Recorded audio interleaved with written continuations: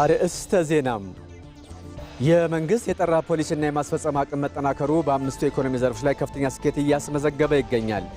የገበታ ለትውልድ ፕሮጀክት አካል የሆነው የሃሮ ደንዲ ሎጅ በዛሬው ዕለት በጠቅላይ ሚኒስትር አብይ አህመድ ተመርቋል።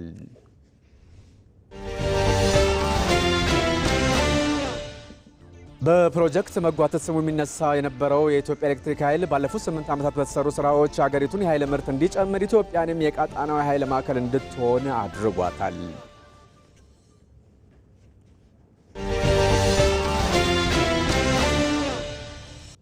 የመደመር መንግስት በጀመራቸው ሁለንተናዊ የለውጥ ጉዞዎች ተጨባጭ ውጤት ተመዝግቧል አሉ በምክትል ጠቅላይ ሚኒስትር ማዕረግ የዲሞክራሲያዊ ስርዓት ግንባታ ማስተባበሪያ ማዕከል ኃላፊና የብልጽግና ፓርቲ ምክትል ፕሬዝዳንት አደም ፋራህ።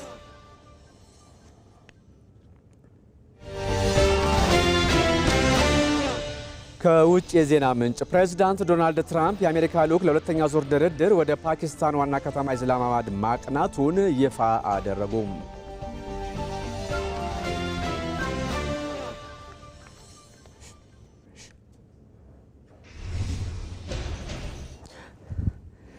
እንደምን አምሽታችኋል። ከኢትዮጵያ ቴሌቪዥን የሰዓቱን ዜና ይዘን ቀርበናል። ምርጫችሁን የኢትዮጵያ ቴሌቪዥን ስላደረጋችሁ እናመሰግናለን። ተመስገን በየነ ነኝ። የገበታ ለትውልድ ፕሮጀክት አካል የሆነው የሃሮ ደንዲ ሎጅ ዛሬ በጠቅላይ ሚኒስትር አብይ አህመድ ተመርቋል። ከዚያ በፊት ግን ለጠቅላይ ሚኒስትር አብይ አህመድ በደንዲ የተደረገውን አቀባበል ከተንቀሳቃሽ ምስል እንከታተል።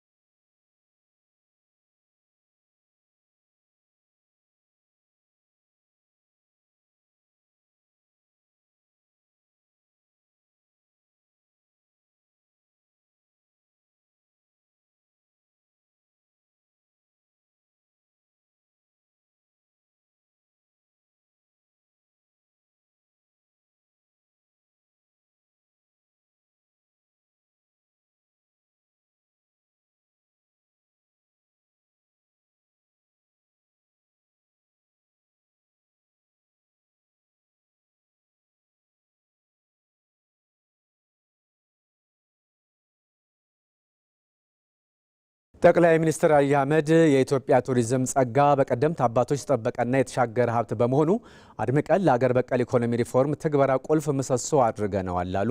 የደንዲ ሐይቅና አካባቢው በተፈጥሮ ውበትና ጸጋ የታደለ ብቻ ሳይሆን የቀደመ ታሪካችንን የጠበቀ ጥልቅ ታሪካዊ ትርጉም ያለውም ነው። ጠቅላይ ሚኒስትር አብይ በሃሮ ደንዲ ሎጅ ያደረጉትን ጉብኝት በተንቀሳቃሽ ምስል ተከታትለን እንመለስ።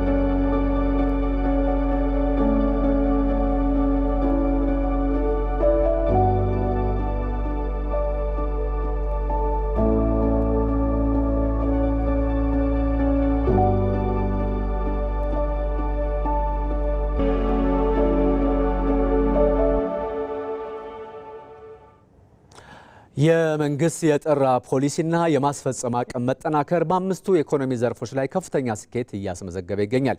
የዚህ ማሳያ የሆነው የገበታ ለትውልድ ፕሮጀክት አካል የሆነው የሃሮ ደንዲ ሎጅ ዛሬ በጠቅላይ ሚኒስትር አብይ አህመድ መመረቁን ነግረናቸዋል። የኢትዮጵያን እውነተኛ መልክና ተፈጥሯዊ ጸጋ ለዓለም በማስተዋወቅ ረገድ አይን ገላጭ ሚና እየተጫወቱ ያሉት የገበታ ፕሮጀክቶች ታዲያ ከመዝናኛነት ባለፈ የመሰረተ ልማት አብዮትን በመፍጠር የዜጎችን ተጠቃሚነት እያረጋገጡ ነው ትለናለች ወይንሸት ደጀኔ።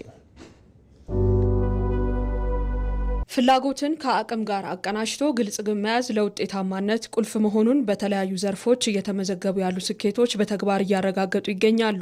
በብልህ አመራርና ቀጥተኛ ክትትል ታጅቦ ተግባራዊ እየተደረጉ ያሉ የገበታ ፕሮጀክቶች የኢትዮጵያን እውነተኛ መልክና ተፈጥሯዊ ጸጋ ለዓለም በማስተዋወቅ ረገድ አይን ገላጭና ታሪካዊ ሚናን እየተጫወቱ ይገኛሉ።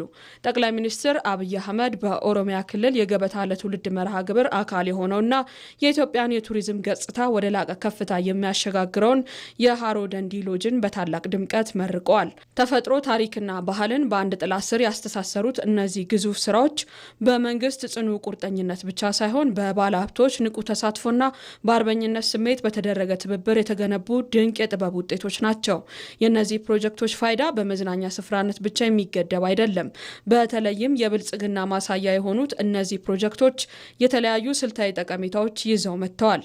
በገበታ ለሀገር በገበታ ለሸገር በገበታ ለትውልድ የሰራናቸው ስራዎች ባለሀብት አስተባብረን በመንግስት በጀት በመንግስት ሀብት ሳይሆን የቱሪዝም ሴክተሩን አይን ገልጠን አስተምረን ፕራይቬት ሴክተር እንዲገባ ማድረግ አለብን የሚል ነበር። ፕራይቬት ገባ። ከዚህ ቀደም እነዚህ ሁሉ ፕራይቬት ሴክተሮች ምን እጅ እግራቸውን ያዛቸው የተባለ እንደሆነ በግልጽ ስትራቴጂ የሚደገፉ መሆን ስላልቻሉ አሁን በጣም በስፋት ስራ ጀምረዋል። አሁን የምንገኘው ደንዲ ሎጅ ነው። ከወንጪ 13 ኪሎ ሜትር ገደማ ራቅ ይላል። በጣም የሚያምር መልክዓ ምድር ነው። የሚያምር መልክዓ ምድር መሆኑ ብቻ ግን አይደለም። ኢትዮጵያን እንደ ኢትዮጵያ እየሰሩ ኢትዮጵያን እንደ ኢትዮጵያ ያቆሙ ለኢትዮጵያ ደማቸውን ያፈሰሱ አጥንታቸውን የከሰከሱ የጀግንነት ልክ የሆኑ የኢትዮጵያዊነት ልክ የሆኑ የኢትዮጵያዊነት መገለጫ የሆኑ ጀግኖች የፈሩት እዚህ አካባቢ ነው። ሰው እዚህ ሲመጣ የሀብቴ አባ መላ ሀገር፣ የባልቻ አባ ነፍሶ ሀገር፣ የገረሱ ዱኪ ሀገር፣ የከቤ ብዙነሽ ሀገር እያለ ታሪካቸውን እየመነዘረ ጠላትን ወራሪን እንዴት አሽመድምደው የኢትዮጵያን ነጻነት እንዳስጠበቁና ኢትዮጵያ የምትል ሀገር ስትሸጋገር ቆይታ እኛ ጋር እንደደረሰች የኛም ኃላፊነት እነሱን መስሎ እነሱን ተከትሎ ማሸጋገር እንደሆነ ለማሳየት ለመግለጥ ያግዛል። ፕሮጀክቶቹ በሚገነቡባቸው አካባቢዎች ዘመናዊ መንገዶችንና ሌሎች መሰረታዊ አገልግሎቶችን በማስፋፋት የመሰረተ ልማት አብዮትም እያስከተሉ ይገኛሉ። ተፈጥሮ አለ። ይህንን ግን የሚመግብ ነገር አልነበረም። የዛሬ 5-6 ዓመት ወንጪ ደንዲ መምጣት አስቸጋሪ ነው። መንገድ የለም፣ መብራት የለም፣ ቴሌኮሙኒኬሽን የለም። እኔ እንኳን ስመጣ አልነበረም። ዛሬ ግን መንገዱ ሰርተናል፣ መብራት አስገብተናል፣ ቴሌኮም አምጥተናል። እንደዚህ ያለ ያማረ ሪዞርት በመንግስት አስተባባሪነትም በፕራይቬት ሴክተርም ተሰርቷል። ይሄንን አይቶ ከአዲስ አበባ በአንድ ሰዓት ተኩል ቢበዛ 2 ሰዓት መጥቶ መስተናገድ የሚቻልበትን እንደዚህ ያለውን ቦታ ማንም ሰው ሚስ ማድረግ አይፈልግም። የኛን ስራ በቱሪዝም ለመለካት ይሞክራሉ። እንደዚህ መሳሳት ጥሩ አይደለም። ፖሊሲዎቻችን፣ ስትራቴጂዎቻችን በደንብ ማየት ጠቃሚ ነው። የኛም ቢቀር ግን ዛሬ የዓለም ባንክና የአይኤምኤፍ ዓመታዊ ስብሰባ ዋሽንግተን ላይ ያደረገ ነው ያለው እና የዚህን ዓመት እድገት ፕሮጀክሽን አውጥቷል። በአፍሪካ ውስጥ ቁጥር 1 ከፍተኛ እድገት ያላት ሀገር ኢትዮጵያ ናት። ከፍተኛ ቁጥር 1 በምን መጣ ሲባል በቱሪዝም በሰራነው ስራ፣ በግብርና በሰራነው ስራ፣ በኢነርጂ በሰራነው ስራ፣ በቴክኖሎጂ በሰራነው ስራ፣ በማይኒንግ በሰራነው ስራ በድምር ውጤት ነው ይሄ ነገር የመጣው። አፍሪካ በእነሱ ግምት ከ9% በላይ እድገት የምታረጋግጥ ብቸኛው ሀገር ኢትዮጵያ ናት። እኛ ከዚያም በላይ እንጠብቃለን፣ ሲደርስ የምናየው ይሆናል። ይህ ግን የመጣው ግልጥ ያለ ስትራቴጂ ኖሮን የት ጋር ምን እንደምናደርግ አውቀን እንዴት ፎሎ እንደምናደርግ ገብቶን በትጋት መስራት ስለቻል ኢትዮጵያ የምትሰራው በአባቶቻችን ደም ብቻ ሳይሆን በእኛም ላብ እንደሆነ ስለምናምን አባቶቻችን በደም ሀገር ሰርተው አቆይተዋል። እኛ ደግሞ በላባችን ኢትዮጵያ መገንባት እንችላለን። ከዚህ ውጭ ያለው አማራጭና አካሄድ ብዛም አዋጭ አይደለም። እነዚህ የልማት ስራዎች ኢትዮጵያ ያላትን ሰፊ አቅም ወደ ተጨባጭ ውጤት በመቀየር በፈተና ውስጥም ሆኖ ከፍ ብሎ መታየት እንደሚቻል በተግባር ያስመሰከሩ ሆኗል። ይህ አቅምን ወደ ውጤት የመቀየርና የኢትዮጵያን ከፍታ የማረጋገጥ ስራ በየትኛውም መሰናክሎች የማይገታና የማይቋረጥ ነው። ንስር በባህሪው አርቆ የሚያይ ብዙ ከለሮች የሚያይ በከፍታ የሚበር በከፍታ የሚመላለስ ከከፍታውም በከፍተኛ ርቀት አይቶ አልሞ አድኖ መብላት የሚችል በጣም ብርቱ የብዙ ጀግንነት የብዙ ብቃት መለኪያ ነው። ቁራ በአንጻሩ የቆሸሸ ቦታ የሚውል በመጮህ በማልቀስ አካባቢ ይበክል ባለበት አካባቢ ላይ ከሚበላውም ከሚረጨውም የተነሳ ብዙ የሚቆሹ ነገሮች የሚታዩበት የአዋፍ ዝርያ ነው። ይሄ የአዋፍ ዝርያ ከሌሎች በተለየ መንገድ ንስርን ሊፋለመው ይሞክራል። መቼ ንስር መጥቶ መሬት በሚያርፍበት ሰዓት ቁራ ከላይ ያርፍበትና ንስሩን አንገቱ ላይ የመደብደብ ለመናከስ የመሞከር የመተናኮል ስራ ይሰራል። ንስሩ ግን ቁራው ከላይ ተቀምጦ እየደበደበኝ ስለሆነ ምላሽ ልስጥ አይልም። ምን እያደረክ ነው አይለውም። ሙከራህ ምንድነው አይለውም። ከቁራው ሰፈር በከፍተኛ ፍጥነት ወደ ራሱ ሰፈር ይበራል። ከፍታን ለንስር ዝቅታን ለቁራ አርጎ ፈጥሮ ተሰጠ። ወደ ላይ የወጡ በሄዱ ቁጥር ቁራው እንኳን ከላይ ሆኖ መደብደብ እንኳን ከላይ መቀመጥ ከፍታውን መቋቋም ስለማይችል መፈጥፈጥ ይጀምራል። ንስሩ ግን ምንም ነገር አይሰራም። ብድግ ብሎ ወደ ከፍታው ነው የሚሄደው። እኛ እንደሱ ነን። ወደ ከፍታችን እንበራለን፣ ህልማችንን እናሳካለን፣ ጩኸቱን ለቅሶ ለቁራዎች እንተዋለን። በዚህ አግባብ የኢትዮጵያን ብልጽግና እናረጋግጣለን። ቱሪዝም የሀገራዊ ኢኮኖሚ አንዱ ዋነኛ ምሰሶ እንደመሆኑ የሀገራዊ እድገታችንን የወደፊት አቅጣጫ እየቀረጸ ያለና የኢትዮጵያን ትንሣኤ እያበሰረ ያለ ዘርፍ መሆኑን በተግባር እያስመሰከረ ይገኛል። በሌላ በኩል ጠቅላይ ሚኒስትር አብይ አህመድ በሀገር ደረጃ ትኩረት ሰጥቶት የተሰራባቸው ከሚገኙ የልማት ስራዎች መካከል አንዱ የሆነው የበቆሎ መስኖ ልማት በከፍተኛ ስኬት ላይ እንደሚገኝ ገለጹ። ጠቅላይ ሚኒስትሩ በመልእክታቸው መስኖ በቆሎ ልማት የተገኘው ስኬት ኢትዮጵያ የምግብ እርዳታ ከመቀበል ወጥታ ራሷን መመገብ የምትችል ሀገር ለማድረግ የተያዘውን ታላቅ ህልም እውን የሚያደርግ መሆኑንም ጠቁሟል። ይህ ጅምር ውጤቱ ኢትዮጵያ ወደፊት የምግብ ዋስትናዋን በዘላቂነት ለማረጋገጥ ለምታደርገው ጉዞ ትልቅ አመላካች መሆኑንም ጠቅላይ ሚኒስትር አብይ አህመድ አንስተዋል።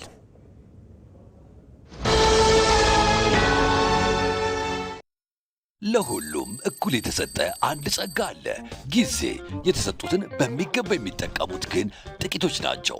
ዘመናዊነት ማለት ራስን ከዘመኑ ጋር ማራመድ እንጂ ሌላ አይደለም። የኢትዮጵያ ንግድ ባንክ 24 ሰዓት አገልግሎት የሚሰጥ ስማርት ቅርንጫፎችን ከፍቷል። ይህን ወሳኝ የባንክ አገልግሎት ምዕራፍ ከሚያስተዋውቁት ከመጀመሪያዎቹ መሃል መሆኔ ደስታ ይሰጠኛል።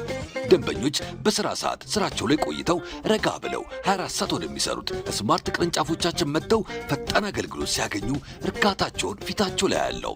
በአዲስ አበባ በቦሌ፣ በአብይ፣ በተፈራ ደግፌ፣ በኤርቱ ለቦ፣ በአራዳ ጊዮርጊስ እንዲሁም በመስቀል ስኩዌር ስማርት ቅርንጫፎቻችን ሂሳብ ከመክፈት ዓለም አቀፍና የሀገር ውስጥ የመገበያያ ካርዶችን አዘው በደቂቃ ውስጥ እስከ መቀበል ማንኛውንም የገንዘብ መጠን ገቢ ከማድረግ ቼክና የውጭ ሀገር ገንዘቦችን እስከ መበንዘር ማንኛውንም የባንክ አገልግሎት ራስዎን በቀላሉ በሚያስተናግዱባቸው ማሽኖች ወይንም እንደኔ በድምፅና በቪዲዮ በሚያግዙ የባንክ ሰራተኞች በኩል ያገኛሉ። በነገው የባንክ አሰራር ላይ ዛሬ ስለምናገለግሎት ደስ ይለናል። የኢትዮጵያ ንግድ ባንክ ሁሌም የሚተማመኑበት ባንክ። የኢትዮጵያ ኤሌክትሪክ ኃይል በርካታ ዓመታትን በከፍተኛ የብድር ጫና በፕሮጀክቶች መጓተት ደግሞ ስሙ የሚነሳ ተቋም ነበር። ባለፉት 8 ዓመታት በተሰሩ ስራዎች ታዲያ ይህን ታሪክ በማድረግ የኢትዮጵያ ኤሌክትሪክ ኃይል የሀገሪቱን የኃይል ምርት እንዲጨምር ኢትዮጵያንም የቀጣናው የኃይል ማዕከል እንድትሆን አድርጓታል። ሮዛ መኮንን የኢትዮጵያ ኤሌክትሪክ ኃይል ጉዞውን በተከታዩ ዘገባዋ ታስቃኘናለች። የተቋምን ለውጥ በምን እንመዝናለን? በዕዳ ማጥ ውስጥ ተዘፍቆ በፕሮጀክት መጓተት ታምሶና በብልሹ አሰራር ተተብትቦ የነበረን ግዙፍ ተቋም በአጭር ጊዜ ውስጥ እንዴት ከኪሳራ አፋፍ ወደ ቢሊዮኖች ትርፍ ማሻገር ተቻለ? የጨለማው ዘመን ስብራት እንዴት በብርሃን ተጠገነ? ዛሬ የምንዳስሰው የሀገር ምሰሶ ስለሆነ አንድ ተቋም ነው። ጠቅላይ ሚኒስትር አብይ አህመድ ያልጨረስነውን አንጀምርም የጀመርነውን ዳር እናደርሳለን ሲሉ የሰጡት አቅጣጫና የመደመር እሳቤ መሬት ላይ ሲወርድ ምን እንደሚመስል ተጨባጭ ህያው ማሳያ ስለሆነው የኢትዮጵያ ኤሌክትሪክ ኃይል ነው። ዛሬ የኢትዮጵያ ኤሌክትሪክ ኃይል የ8 ዓመታት የትግልና የስኬት ጉዞ ላይ ትኩረታችንን አድርገናል። አብራችሁን ዝለቁ።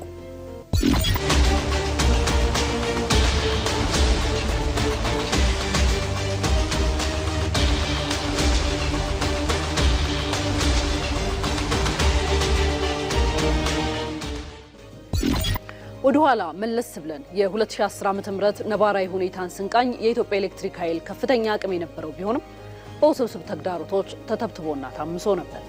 በወቅቱ ሀገራችን ማመንጨት የምትችለው የኃይል አቅም 4166 ሜጋዋት ብቻ ነበር። የተቋሙ ዓመታዊ ገቢም ከ5.3 ቢሊዮን ብር አይዘልም ነበር። ከዚህ የከፋው ደግሞ ተቋሙ ያልተጠናቀቁና የተጓተቱ ግዙፍ ፕሮጀክቶች መቃብር ሆኖ ነበር። በከፍተኛ የውጭ ንግድ ዕዳ በፋይናንስ ብክነትም ጭምር ሲታመስ የነበረ የካፒታልና የሀብት ጥምርታው እጅግ ዝቅተኛ ከመሆኑ የተነሳ ህልውናውን አስጠብቆ ለመቀጠል ወደሚያዳግተው የኪሳራ አፋፍ ደርሶ ነበር። ይህ የቆየ ስብራት በአፋጣኝ መታከም ነበረበት። የሀገር ህመም ሆኖ ስለቆየ በ2010 ዓ.ም ታዲያ የተጀመረው ሀገራዊ የለውጥ ጉዞ ይዞት የመጣው የመደመር እሳቤ ያለፈውን ስህተት አርሞ ያለውን ጸጋ አሟጦ በመጠቀም የተሻለ ነገ መገንባት ላይ ያተኮረ ነው። ይህ ሀገራዊ ፍልስፍና በኢትዮጵያ ኤሌክትሪክ ኃይል ውስጥ በተግባር ተተርጉሟል። ጠቅላይ ሚኒስትሩ በግልጽ እንዳስቀመጡት አዳዲስ ፕሮጀክቶችን ለፖለቲካ ፍጆታ ሲባል ያለ አቅም ከመጀመር ይልቅ የተንጠለጠሉና የተጓተቱ ፕሮጀክቶችን ማጠናቀቅ ላይ ትኩረት ተደረገ። ታላቁ የህዳሴ ግድብና ገናሌ ዳዋ ግድቦች የዚህ ማሳያ ናቸው። በሌላ በኩል ደግሞ ያለንን አቅም መደመር በሚለው መርህ ተቋሙ የውስጥ አሰራሩን አዘመነ፣ ብክነትን ቀነሰ፣ ዕዳን ወደ ካፒታል በመቀየር የፋይናንስ አቅሙን አፈረጠመ። ለውጡን ይበልጥ ግልጽ ለማድረግ መሬት ላይ ያሉትን አሃዛዊ መረጃዎች ደረጃ በደረጃ እንመልከታቸው። የማመንጨት አቅምን ብንመለከት በ2010 ዓ.ም ከነበረበት 4166 ሜጋዋት በ2018 አጋማሽ ወደ 9579 ሜጋዋት ከፍ ብሏል። ይህ በ8 ዓመታት ውስጥ የተመዘገበ ከ129 በመቶ በላይ እድገት ነው። የኃይል ምርት በአንጻሩ ከ13784 ጊጋዋት ሰዓት ወደ 29467 በላይ ጊጋዋት ሰዓት ሆኗል። በመቶኛ ስናሰላው ደግሞ ይህን 113 በመቶ እድገት አምጥቷል ማለት ነው። የኢትዮጵያ የኤሌክትሪክ ኃይል ምርት በ8 ዓመታት ውስጥ ከእጥፍ በላይ ማደጉ ጠንካራ የማመንጨት አቅም መፈጠሩን የሚያሳይ ነው።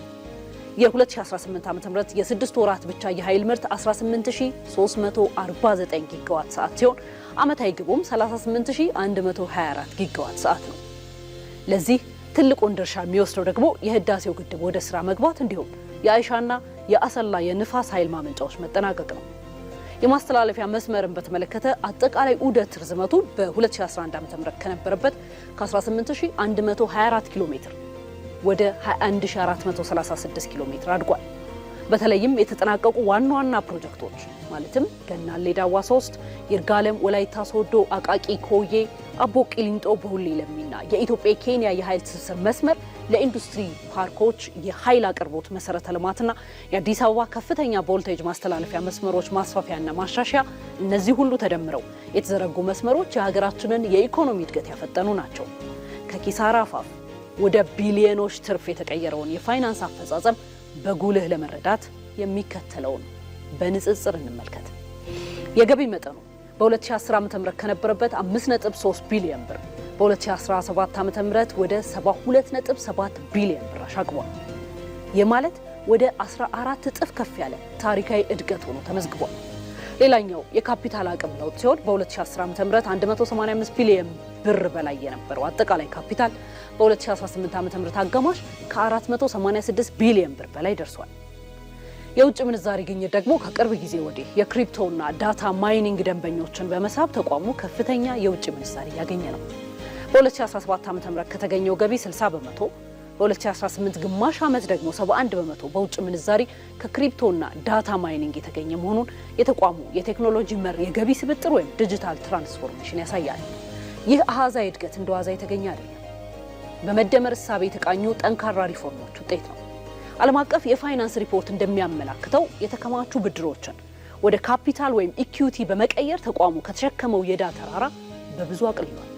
ከዘመናዊ የሂሳብ አያያዝ ጋር በተገናኘም ወደ ዓለም አቀፍ ደረጃ በመሸጋገርና የ192 ቢሊዮን ብር የንብረት ግምት ዳግም ተመን በማድረግ የተቋሙ ትክክለኛ የሀብት መጠን ያሳየ ሲሆን የአሰራር ቅልጥፍናን ለማላቅ በሶፍትዌር የታገዘ በማድረግና ስማርት ሜትሮችን በመዘርጋት ብክነትን አስቀርቶ ገቢን በከፍተኛ ሁኔታ አሳድጓል።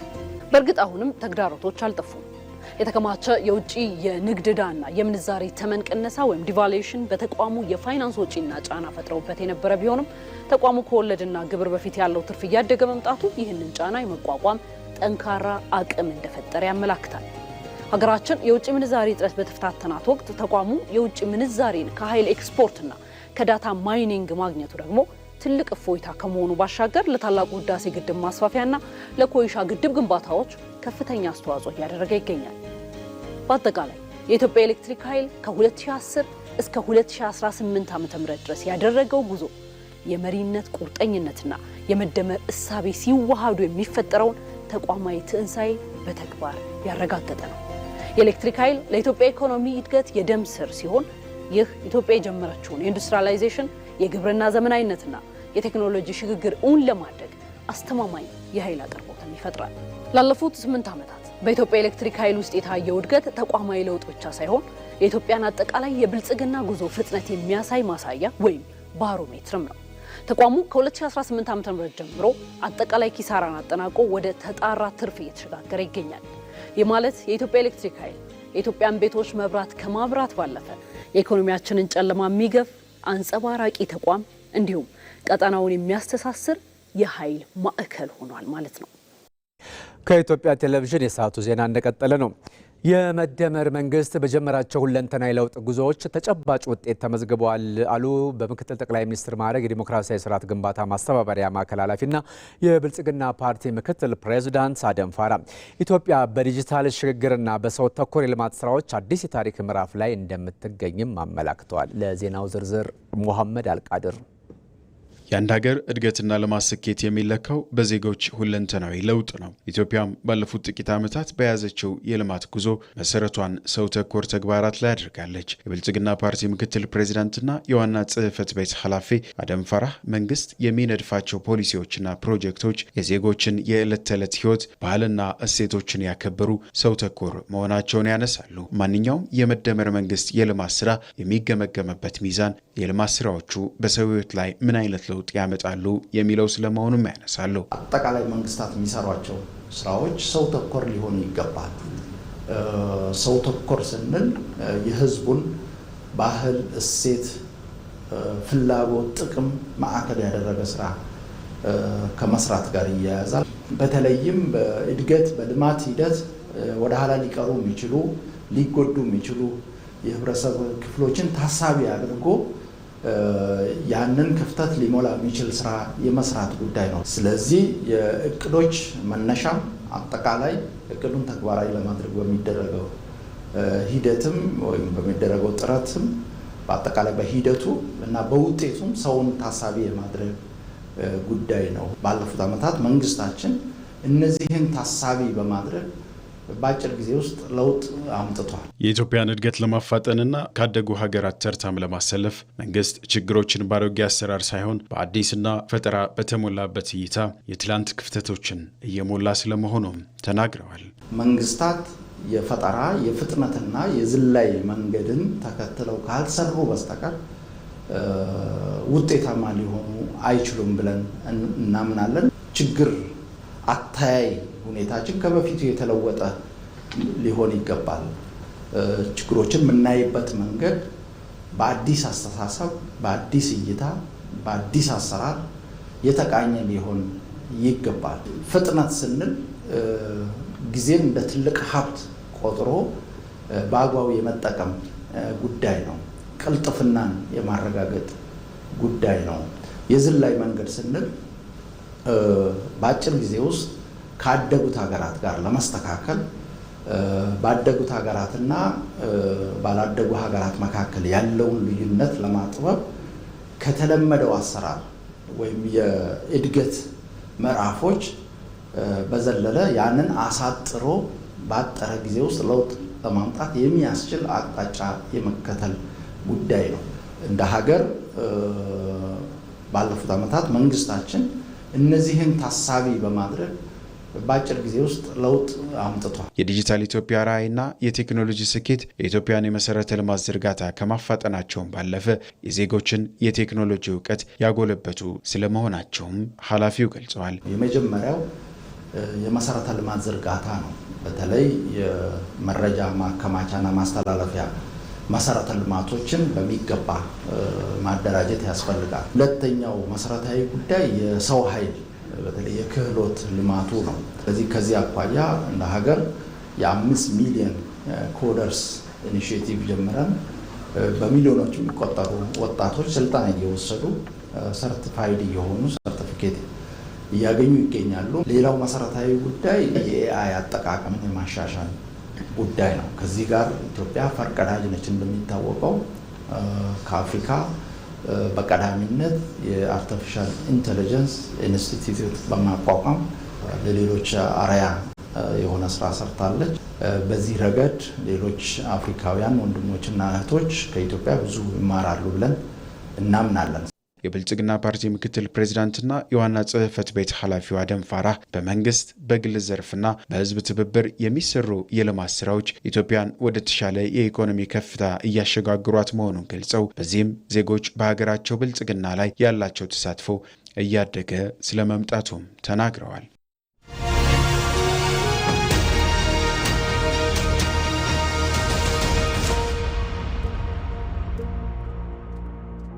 ከዚህ በፊት የፌዴራል ቤቶች ኮርፖሬሽን ሲባል የራሱን ቤት እንኳን ቀለም መቀባት የማይችል ንብረቶችን ማስተዳደር የማይችል ተቋም ተደርጎ ሲወሰድ የነበረ ነው። በኮሪደር ብዙ ያልተጎዱት የክራይ ቤቶች ናቸው። ምክንያቱም በጣም የወክዌ ምናምን ነገሮችን ኮንሲደር ያደርግ ነበር።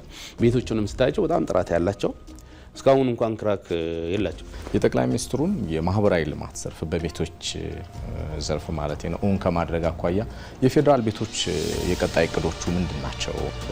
ከቴክኖሎጂ ጋርም በጣም የተራራቀ ነበር። ይህ ተቋም ቴክኖሎጂ ትኩረት ሰጥተን የአቅም ግንባታ አንዱ አካል አረግ ኢትዮጵያና ኢትዮጵያውያን ትልቅ ነገር ይመጥናቸዋል ከሚለው እሳቤ አኳያ ወደዚህ ሲመጣ የተደረገው የሪፎርም አካል ምን ያክል አግዟችኋል? ቴክኖሎጂ ተጠቅመን ተወዳዳሪ እንሆናለን። አንደኛ ደረጃ ኮንትራክተር ወጣ ብለን እንሰራለን ስንል ዓለም አቀፍ ኮንትራክተር ነው የምትወዳደረው። ስለዚህ እያንዳንዱ ነገር አስበህ በኢትዮጵያ ይሄ ቴክኖሎጂ የመፍራት ፍራትን ገፈን ሁሉም ደፍሮ እንዲጠቀም ካለን ፍላጎት ነው።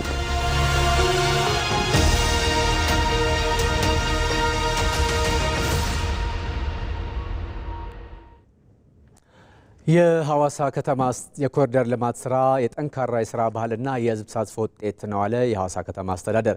የከተማ አስተዳደሩ በሐዋሳ ከተማ በተለያዩ ዙሮች በተከናወኑ የኮሪደር ልማት ስራዎች አስተዋጽኦ ላበረከቱ አካላት እውቅና ሰጥቷል። አስረሳው ወገሼ በጠንካራ የስራ ባህልና በሰፊ የህዝብ ተሳትፎ እውን የሆነው የሐዋሳ ከተማ የኮሪደር ልማት ስራ የከተማዋን ገጽታ በእጅጉ ቀይሮታል። የሐዋሳ ከተማ አስተዳደርም በዚህ ሂደት ተሳትፎ ላደረጉ አካላት የእውቅናና የምስጋና መርሃ ግብር አካሂደዋል። የኮሪደር ልማት ስራው የበርካታ ግለሰቦችና ተቋማት ትብብር የታየበት ነው ያሉት የሐዋሳ ከተማ ከንቲባ አቶ ጥራቱ በየነ ተግባሩ የዜጎችን ህይወት ያሻሻለ ስለመሆኑ ተናግረዋል። በአጠቃላይ 10.1 ኪሎ ሜትር መንገድ ላይ ዘመናዊ የኮሪደር ልማት ስራዎችን አከናውነናል። ይህ የልማት ስራችን የሰውን ህይወት የሚያሻሽል ከተማን የሚያዘምን በዚህ ስኬት ሳንዘናጋ በዚህ ስኬት ሳንታበይ ቀጣይ ስራዎቻችንን በላቀ ፍጥነትና ጥራት ለመስራት ቁርጠኛ መሆን ይጠበቅብናል። የከተማ አስተዳደሩ በኮሪደር ልማቱ አስተዋጽኦ ላበረከቱ ተቋማትና ግለሰቦች እውቅና የሰጠ ሲሆን ይህም ለቀጣይ የልማት ስራዎች መነሳሳት የሚፈጥር ስለመሆኑ ተጠቁመዋል። የይርጋለም ኮንስትራክሽን አስተዋጽኦ አብዛኛውን የኮሪደሩን ስራ የመንገዱን ስራ ይሸፍናል። እንግዲህ ዛሬ እውቅና ተሰጥቶናል። በግልም በመንግስትም በኮንስትራክሽኑ ሐዋሳ ከተማን ለማስዋብና ከኢትዮጵያ አንደኛ ከተማ ለማድረግ ድርጅታችን ይተጋል። በሙያዬ አገለግላለሁ አልኩኝ እና ለዚህ ፐርፐዝ የሚሆነውን አፈር ከመለየት አንጻር የሳሩ አይነት አለው ሳር ያንንም በልየታው ላይ ትንሽ ኮንትሪቢዩሽን አድርጌያለሁኝ ለማለት እችላለሁኝ።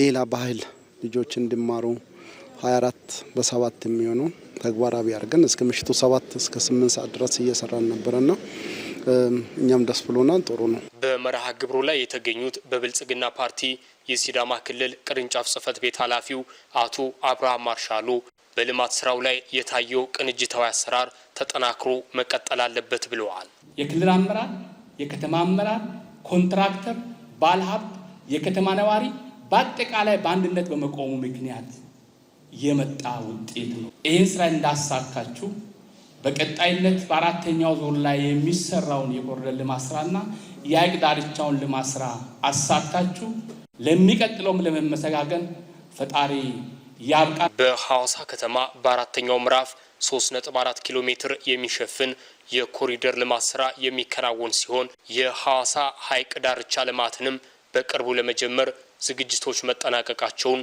የከተማ አስተዳደሩ አስታውቋል።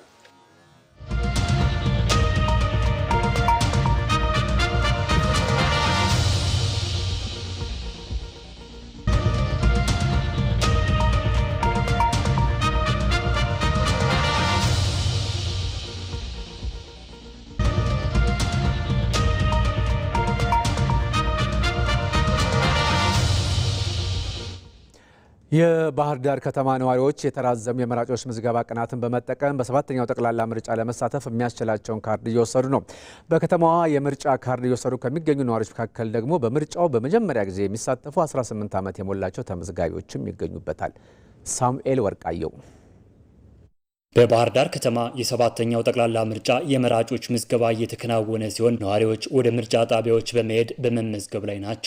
ከነዚህ መራጮች መካከል አንዷ የሆነችው እድሜዋ 18 ዓመት የሞላት ሰላም ደመቀ ለመጀመሪያ ጊዜ በጠቅላላ ምርጫው ድምፅ ለመስጠት የምርጫ ካርድ ስትወስድ አግኝተናታል። ለሰላም ደመቀ ይህ ምርጫ ለመጀመሪያ ጊዜ በሀገር ጉዳይ ላይ ድምፅ የምትሰጥበት የታሪኳ ምዕራፍ በመሆኑ ልዩ ትርጉም የሰጠችው ነው። እድሜዋ ለመራጭነት በመድረሱና ለመጀመሪያ ጊዜ የመምረጥ መብቷን የሚያረጋግጥላትን ካርድ በመያዟም ያላትን ደስታ ገልጻለች። ቀጣይ ግንቦት 24 ለሚደረገው ሀገራዊ ምርጫ ለመጀመሪያ ጊዜ በጣም ለመሳተፍ በጣም ጓጉቻለሁ። ሰላም የያዘችው የምርጫ ካርድ ለሷ የመምረጥ መብት ብቻ ሳይሆን የነገዋን ኢትዮጵያ በመቅረጽ ሂደት ውስጥ ተሳታፊ የሆነችበት የሉዓላዊነት ጉዟ መጀመሪያ ነው። እድሜያቸው ለመምረጥ የደረሱ ዜጎች ሁሉ ካርዳቸውን በወቅቱ በማውጣት ለሀገራቸው የዲሞክራሲ ልምምድ የድርሻቸውን እንዲወጡም ጥሪዋን አስተላልፋለች። ይበጀኛል የምለውን መንግስት ለመምረጥ ተዘጋጅቻለሁ ስትልም አስተያየቷን ሰጥታለች። እንደ ሰላም ደመቀ ሁሉ የከተማዋ ነዋሪዎች የተራዘሙ የምርጫ ቀናትን እንደ ጥሩ አጋጣሚ በመጠቀም ለሰባተኛው ጠቅላላ ምርጫ ለመሳተፍ የሚያስችላቸውን ካርድ እየወሰዱ ነው። ካርድ ማውጣት ያው ወሳኝ ነውና መምረጥ ወሳኝነት ስላለው የሆነኛል ምን ነገር በምርጫ ስለምናደርግ ያው እንመርጣለን በማለት መጥቼ የምርጫ ካርድን አውጥቻለሁ። በምርጫ ነው ሁሉች ነገሮች ይፈታሉ ማለት ስለሚታሰብ እኛ ደግሞ በምርጫ ነውና ምርጫ ካርድ መጥቼ ለመውሰድ አውጥቻለሁ። ምርጫ ካርድ ለመምረጥ ዝግጁ ነኝ ማለት ነው። ለሰባተኛው ሀገራዊ ምርጫ ካርድ እየወጣሁ እገኛለሁኝ። ምርጫ ለማንኛውም ሀገራት እንደ አፍሪካም እንደ ተለያዩ ሀገራትም ምርጫ አስፈላጊ ነው። ማንኛውም ማህበረሰብ በሚመርጠው ድምጽ ተደምሮ ነው የመልካም አስተዳደርም የልማትም ችግሮች የሚፈቱ እና ምርጫ ካርድ በማንኛውም ሰው በማውጣት የሀገር ማስቀጠል እንዳለብን በዚሁ አጋጣሚ ለመግለጽ ፈልጋለሁ። በድምጽ መስጫው ዕለት ይበጀኛል ይጠቅመኛል የምንለው መንግስት ለመምረጥ ያስችለን ዘንድ በተለያዩ ሚዲያዎች የሚካሄዱ የፖለቲካ ፓርቲዎች ክርክሮችን እየተከታተሉ መሆናቸውንም ነዋሪዎች አንስተዋል። ዜጎች ህጋዊ ስልጣን ያለው መንግስት በማቋቋም የተረጋጋ ሀገረ መንግስት ለመገንባት ምርጫ ያለውን ፋይዳ በመገንዘብ በቀሪ ቀናት ካርዳቸውን በእጃቸው እንዲይዙም ጠይቀዋል። የልማቱንም ወጣቱንም ያሳተፈ የወጣቱ የስራ እድል ፈጠራ የሚፈጠርለት ማንኛውም ማህበረሰብ በሰላም ወጥቶ ገብቶ የሚንቀሳቀስበት ሀገር የሚፈጠር መንግስት እንዲሆን እንፈልጋለን። እንደ ወጣቶች ማንኛውም ማህበረሰብ ምርጫ ካርድ የምርጫ ካርድን አስፈላጊነት ተረድቶ ምርጫ ካርድ እንዲያወጣ እስከ ሚያዝያ 14 ድረስ ስለሆነ ከዛ በፊት ማንኛውም ማህበረሰብ ምርጫ ካርድ እንዲያወጣና ጥሪ ያስተላልፋለሁ። ምርጫው ሰላማዊ ሆኖ እንዲጠናቀቅም እንደ ማህበረሰብ የሚጠበቅባቸው ሚና እንደሚወጡም ነዋሪዎች ተናግረዋል። የፖለቲካ ምህዳሩን ለማስፋት የተወሰዱ አዎንታዊ እርምጃዎች ፓርቲዎች ሀሳቦቻቸውን በነጻነት እንዲያንሸራሽሩ ምቹ ሁኔታን ፈጥሯል።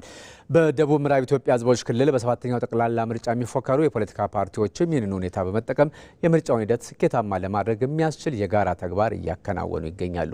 ሰለሞን ባረና በደቡብ ምዕራብ ኢትዮጵያ ሕዝቦች ክልል በሰባተኛው ጠቅላላ ምርጫ የሚፎካከሩ የፖለቲካ ፓርቲዎች የምርጫውን ሂደት ስኬታማ ለማድረግ የጋራ ርብርብ በማድረግ ላይ ይገኛሉ። ፓርቲዎቹ በመሰረቱት የጋራ ምክር ቤት በመታገዝ በክልሉ ብሎም በሀገሪቱ የዲሞክራሲ ስርዓት ግንባታን እውን ለማድረግ እየተጋን ነው ብለዋል። ውይይትንና ንግግርን መሰረት ያደረገ የፖለቲካ ምህዳርን የፖለቲካ አስተሳሰብን የፖለቲካ አስተላለፍን መጠቀም መሰረታዊ ጉዳይ መሆኑን አምነን በዛ ልክ የተንቀሳቀስን ነው። በተጨማሪ ደግሞ ሀገራዊ ምርጫው የአንድ ፓርቲ ማሸነፍ ብቻ አይደለም ብለን እናምናለን። ርዕዮተ ዓለም ልዩነት ሊኖር ይችላል። ለአንድ ህዝብ ነው የምንሰራው፣ ለአንድ ሀገር ነው የምንሰራው። ከዚህ አንጻር በአብዛኛው እየተግባባን በምንግባባባቸው እየተግባባን ነው የምንሰራው። በተለይም ምርጫው ሰላማዊ እንዲሆን ፍትሃዊ እንዲሆን በጣም የበኩላችንን ጥረት እናደርጋለን። የካፋ ዞን ዋና አስተዳዳሪ አቶ እንዳሻው ከበደ በበኩላቸው የዳበረ ዲሞክራሲያዊ ስርዓትን ለመገንባት የሚያስችል የፖለቲካ ባህል ለማዳበር ትኩረት ተሰጥቶ እየተሰራ ይገኛል። አመራሮቻችንን አባሎቻችን እስከታች በቂ ግንዛቤ ሊያገኙ የሚችሉበት ሁኔታ እንዲኖር የማድረግ በሀሳብ የበላይነት እንጂ በሌላ ጫና ማሸነፍ የሚቻልበት ሁኔታ እንዳይኖር አጠናክረን እየሰራን ያለንበት ሁኔታ ነው ያለው። እስካሁን በመጣንባቸው ምርጫዎች የታዩ ጉድለቶች ካሉ እነዛን ጉድለቶች አርመን ፍጹም ሰላማዊ ዲሞክራሲያዊ መሆን የሚችልበት ሁኔታ እንዲኖር የምርጫ ምህዳሩን ነፃ የማድረግ እንቅስቃሴ ነው። በልዩነት የሚነሱ ሀሳቦች በጋራ ምክር ቤቱ በተገቢው እየተገመገመ መፍትሄ እየተሰጠ ነው ያሉት ፓርቲዎቹም ዜጎችም በቀሪ ቀናት ለመራጭነት የሚያበቃቸውን ካርድ በእጃቸው ሊይዙ እንደሚገባ አሳስበዋል። ያሉ ችግሮችን በንግግርና በውይይት ብቻ የሚፈታበት ስርዓትን ሁሉም የፖለቲካ ኤሊቱ የፖለቲካ ድርጅቱ አምኖ እንዲቀበሉ ከማድረግ አኳያ ሰፊ ስራዎች የተሰራ ነው። የትኛውን ፓርቲ ደግሞ ችግሮች ካሉ ወደ ጋራ ምክር ቤት እያመጡ የሚወያዩበትና ምርጫውን ሰላማዊ ዲሞክራሲያዊ የሚያደርጉበት ስርዓት እንዲፈጥር እየሰራን ነው። እድሜው ለዚህ የደረሰ ዜጋ ሁሉም ወጥቶ መመዝገብ አለበት። መመዝገብና ካርድ መያዝ ብቻም አይደለም መምረጥም አለበት። ያን ማድረግ ኃላፊነት ሀገራዊ ኃላፊነትም አለበት። ነገ የሚያስተዳድረውም ስለሆነ የሚያስተዳድረውም በአግባቡ መምረጥ እንዲችል በዚህ ውስጥ መሳተፍ አለበት የሚል እምነት ነው ያለ። የደቡብ ምዕራብ ኢትዮጵያ ሕዝቦች ክልል የፖለቲካ ፓርቲዎች የጋራ ምክር ቤት ጸሐፊ አቶ ሰለሞን መኮንን እንደሚሉት የፖለቲካ ምህዳሩን ለማስፋት የተፈጠረው እድል ፓርቲዎች ሀሳቦቻቸውን በነጻነት እንዲያንሸራሽሩ ምቹ ሁኔታን ፈጥሯል። ፓርቲዎቹም በነጻነት የሚሰሩበትን ሂደት እንዲሁም ህግና ህግን ብቻ ህገ መንግስታዊ ስርዓቱን አክብረው የሚንቀሳቀሱበት እድል እንዲፈጠር ከመንግስትም ፍላጎትም ስላለ ይሄን ነገር አድርገናል።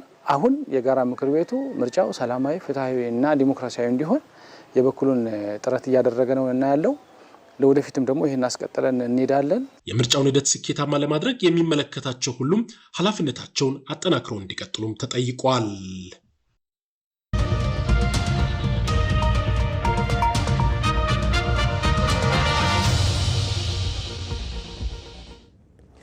በአዲስ አበባ ከተማ የተከናወኑ የሚገኙ የልማት ስራዎች የስፖርቱን ዘርፍ ታሳቢ ያደረጉ ናቸው ሲሉ በግራንድ ፕሪ ውድድር የተሳተፉ ስመጥር አትሌቶች ተናገሩ።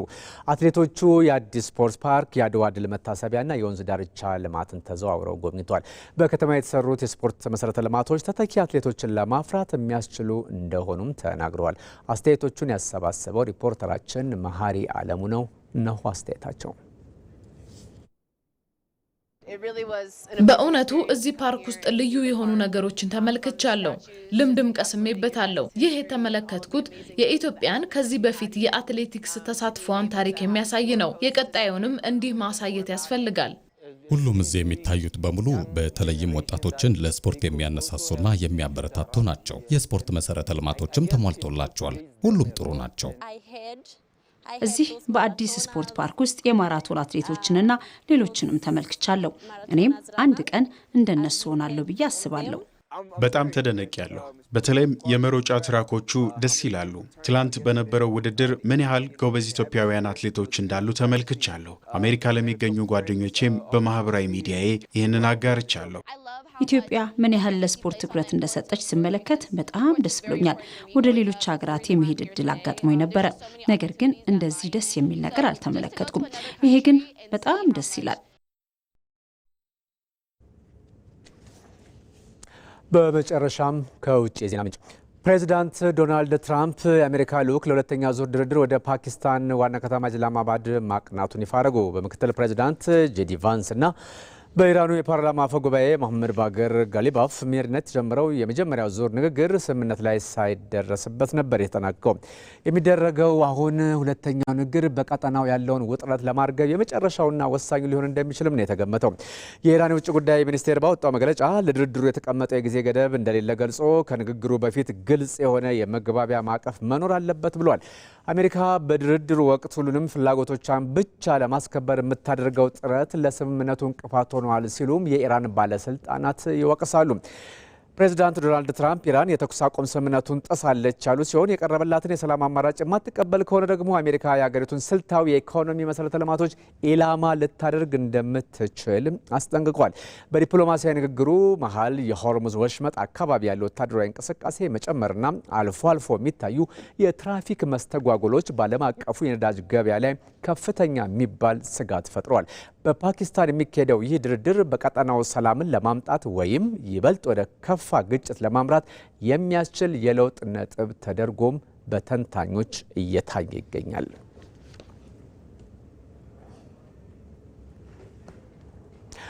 ምርጫችሁን የኢትዮጵያ ቴሌቪዥን ስላደረጋችሁ እናመሰግናለን። የምሽቱንም ዜና በዚሁ አጠናቀቅን። ተመስገን በየነ ነኝ። ሰላም።